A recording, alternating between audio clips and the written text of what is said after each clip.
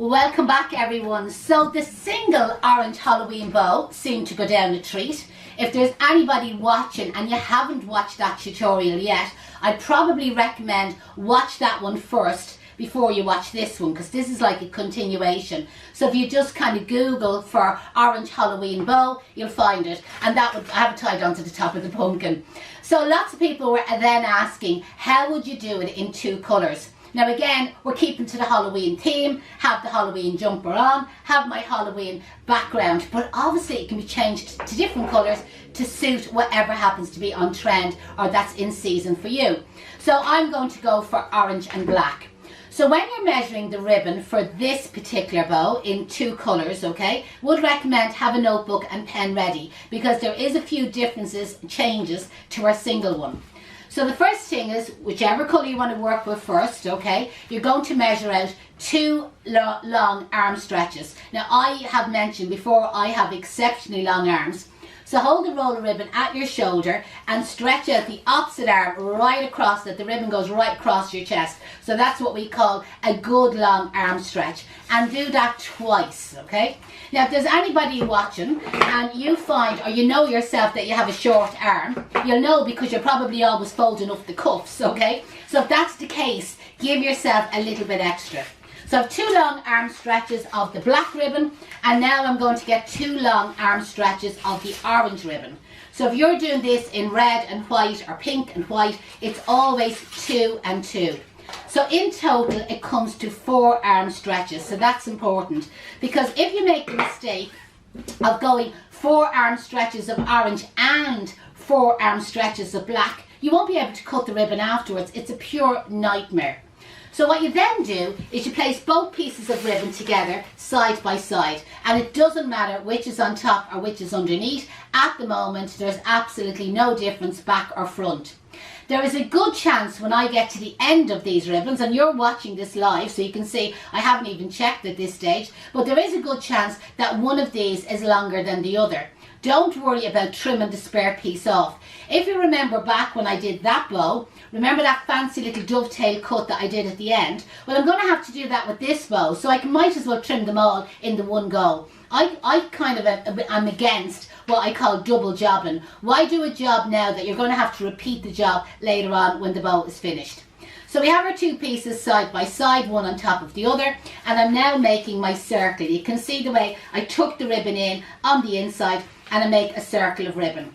So the size of this circle is 8 centimetres, sorry, the other way around, 8 inches or 20 centimetres. And again, if there's anybody watching and you're not 100% sure what is 8 inches or what is 20 centimetres, you know the width of a typing page, an A4 page. So an A4 page that you would put in your printer, the width of that page is just barely over 8 inches. So if you measure the ribbon across the width of the page, you know you'll have the right size. So then what you're going to do, the two colours at the same time, you're going to wind them around. Now in the previous video I showed you lots of little tricks in kind of maybe more detail than I'll show you now. So again, you can always go back. And this bow, if you feel, or this video, if you feel this is something you want to copy yourself in the future, I recommend sharing it to your own page, and that way you'll be able to find it, okay? So place both hands inside the 8-inch circle, and the bottom hand, the palm of your hand, should always be coming up to your face or your chin. So bottom hand up to my face, bottom hand up to my face, bottom hand up to my face. The other little trick is your thumb keeps closing over. So as I bring my hand up, close over your thumb. As I bring my hand up, close over your thumb. And so on until all the ribbon is wound up. There you can see, it wasn't far off, was it? You can definitely see one is a little bit longer than the other, but I'm just going to completely ignore that. In the previous tutorial, I did kind of mention about having the edge of the ribbon up near the top. But again, we don't know where the edges of the ribbon are on the inside. Well, I could go looking, but there's absolutely no need to go looking because they're going to be trimmed afterwards. So just grip the ribbon in the centre and fold it over in half. Ignore that spare piece of ribbon sticking out. Where you fold it, give it a good crease with your fingers. Now it's really important that you only crease on what we call the folded side. If you start creasing down here, they are going to be the loops of the bow. See, like these loops here.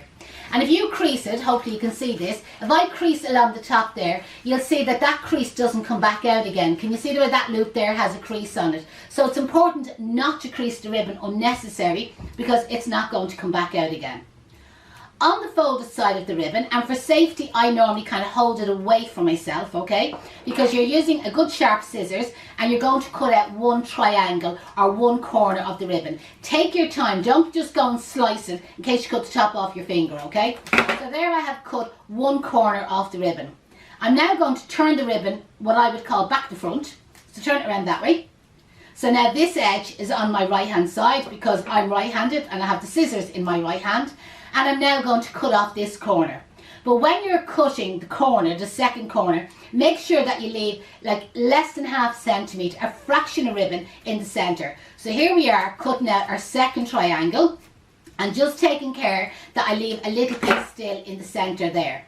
Now again, if you watched the previous tutorial, I said when I turn it upside down, it's like making a pair of bikini bottoms or a pair of knickers. High leg cuts, sexy and summers, and a small little piece left in the centre. And if we have any men watching, they probably enjoy that anyway. It's also going to be a dicky bow shape. So see the way we have like our dicky bow. And you can grip that in the centre. Now I did forget to organise my tails, but again, I'm assuming you've already watched our previous one, okay? But even if you didn't, we need tails or ribbon, and you could have done this earlier by the way, for coming out of the bow, for tying up the bow.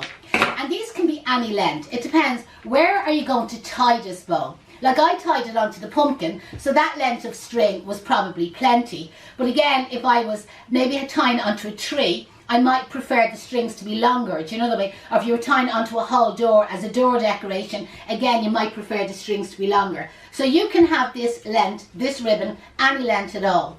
Because we're doing the bow in two colours, you might as well have a black one as well. And there is definitely a chance that these are not the same length, and I'm not even going to measure them because it won't make any difference, not for what I'm going to do. And I'm kind of one of these firm believers, I'm very random, do you know that way? And I very rarely measure. If you're ever watching, I always say it's around 8 inches, it's around 30 centimetres, it's around the width of an A4 page, but I have absolutely measured nothing. Everything is guesswork. Excuse the ambulance in the background. Where our school is situated is on the South Circular Road in Rialto, right beside St James Hospital. So St James Hospital is where the new Children's Hospital is going to be. So there's a roundabout literally outside our doorway. So if any ambulances are on the way to the hospital, they put the sirens on. At this stage, we're so used to it, and it's normally only when I'm videoing and I'm aware, oh my God, that's coming out over the video, or when we have students here in the school and they say, oh my God, what happened? And we don't even look out the window because it's just normal to us. Back to our bow. So you get your strip of ribbon, your tail, and you place it on either side of your bow. There is no back or front. I'm going to call that the front because you're looking at it, okay? So I'm just going to add this black strip of ribbon at the front of the bow, and that's what it looks like on the opposite side. And then I'm going to get the orange one and I'm going to do similar. Or I could have taken the two of them up off the table at the same time, and again, just to show you, they're not the same length. The orange one is a little bit longer. I didn't plan that. That's what just happened, right? And that's what it looks like.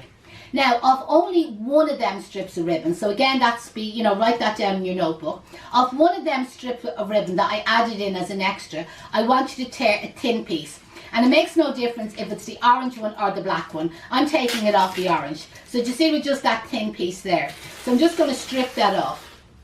This thin strip of ribbon is now going to go horizontal across the dicky bow and across the two lengths of ribbon. So where that kind of went horizontal, sorry, the other way around, that one went vertical, this one is going to cross horizontal. The next part of the bow, it'd be like if I could say to one of you there, stick your hands to the camera, will you grab them two skinny pieces and tie a double knot for me, as tight as you possibly can.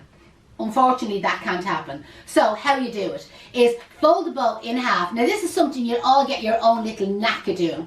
Place it against your tummy, you know that way, and your tummy acts like another hand while you tie the knot. Now I often see the students at the class, and they came to do this, they'd actually put it in their mouth. So I used to say to the students, what's the biggest part of you? Have you a bigger mouth or have you got a bigger stomach? You know, that way I could probably do both. So whatever way you want to hold it, or as I said, if there is somebody in the house, get them to tie the knot until you just get used to it. Pull the knot really, really tight and then tie a double knot. And again, really, really tight. Now don't open that bow till you actually need it. Because as I said, the ribbon crease is really easy. Just to show you, I'm just going to cut a strip of ribbon here. And if it gets creased, that's what it looks like. And the crease will not come back out of it again. The other thing is, the bows take up quite a bit of space when they're opened. So if you need these for an event, or say for Halloween, and it's not till next week, you know, that way, they'll take up an awful lot of space in your house, you know, the way. And then again, you're trying to avoid them getting creased. So leave them kind of closed like so, until you're ready to open. They're all your tails, and you'll have 4 of them. You'll have 2 on the outside, which again, I'm just kind of folding them over in half and doing a 45-degree cut up into the centre. And that gives us that fancy little dovetail cut. And when I go to pull the loops out, there's 2 on the inside as well. So again, I'll do the same. And that's why I wasn't worried about getting the lengths of ribbon exactly the same length, because I knew I was going to cut them. Now, if you watched the previous tutorial on that particular bow, when I was pulling out the loops, because this is where there's a difference. When I was pulling out the loops on that particular bow, I always said, twist it to me and twist it to you. Twist it to me and twist it to you. And that worked out fine. That is the perfect way of opening that bow. But this time I have 2 colours. So if I follow that same sequence, what will happen is all the orange will be to me and all the black will be to you. And it's going to look lopsided. So you have to change the system. So the easiest way to do it is do it in 2s. As in, twist it to me, twist it to me, twist it to you, twist it to you. Orange to me, black to me, orange to you, black to you. That's the system. Now sometimes halfway through, somebody knocks at the door or the phone rings and you're saying, oh my God, where did I finish? Was I to me or to you? It doesn't matter. Just start again. And it doesn't matter that you ended up to me, to me, to me, and then you went to you. It'll be grand. It'll all balance out. So place 4 fingers on both hands inside the bow. Remember, lick your finger or have a bowl of water beside you. And sure, I always forget to have the bowl of water. To be honest, in real life, I never use a bowl of water. I always lick my finger. So pull the loop that's on the inside, which happens to be black. So as I pull it out, now don't go to the side like I'm doing there. As you pull it out, twist it to your chest.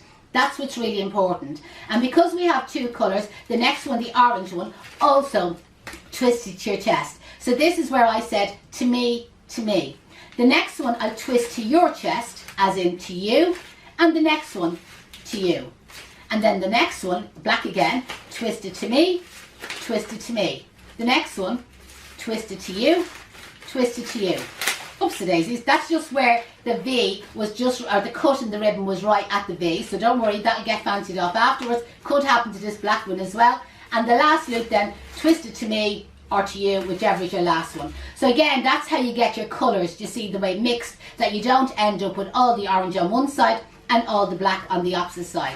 And so just so that doesn't distract you from the other loops, I'm just going to fold it over and cut the 45-degree cut up into the centre to get that fancy little cut. That was a bit jagged, wasn't it? So now we'll start at the other end. So again, both hands inside the loops. Wet your finger.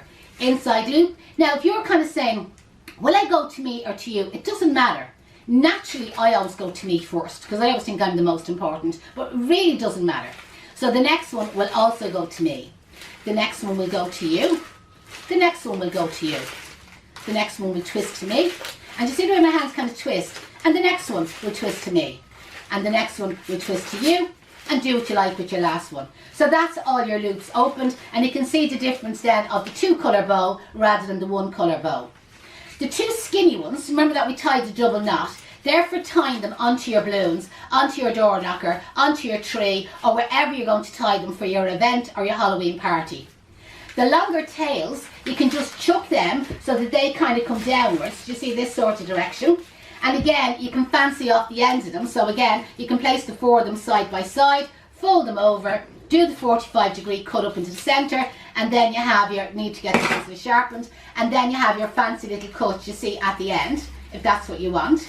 Or, like I showed you in the previous one, you just get the tops of your nails and just tear them all real skinny And that can look nice, especially if they're long and it's a breezy day or a breezy night out. You know, that way this can look really well, all your skinny little strips. Do you see like that coming out of your bow? Or another thing you can do is using the blade of your scissors or the blade of a knife, is just stretch it along it, and that's what makes the little curls. Do you see the like little ringlets there? The harder you pull it, the curlier it goes. So if you just kind of give it a light stretch, you kind of get more of what I call a body wave. And if you give it a hard stretch, you get more what I call a perm, you know, that way. So hopefully you can see them little curly pieces of ribbon, do you see, mixed in among them. So again, it's kind of personal taste. Now I know a lot of people are probably asking, what about doing organza bows or fabric bows? So what I'm going to do is I'm going to do another video. I'll finish this one here. And I will do another video on organza bows. And again, if you ever need to find them, you'll find them either on our Facebook page, Kay's Flower School, or you'll find them on our YouTube channel, Kay's Flower School. So again, huge thanks for watching us today. My name is Janette. I'm from Kay's Flower School. And if you have any inquiries at all about training to be a florist, drop us an email, info@kaysflowerschool.com.